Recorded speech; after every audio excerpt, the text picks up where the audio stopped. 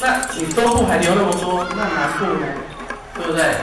而且从现有的他的研究里面啊，他的调查资料里面，我们发现啊，这个中部彰化、台中一带的症头，其实有很多是来自于云嘉南，对不对？那云嘉南的这些症头到底在不在？假如它在的话呢，它可能会带出一些这个很有趣的现象。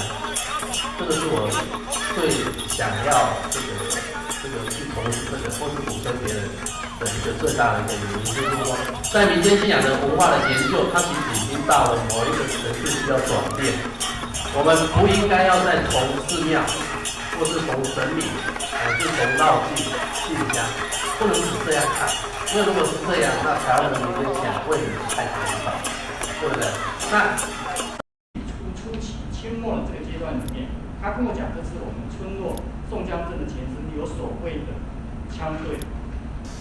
不知道老师有没有问到类似这样的一个问题，就是说在宋江镇村落。也是要感谢日本政府在1907年建立完整的户籍制度。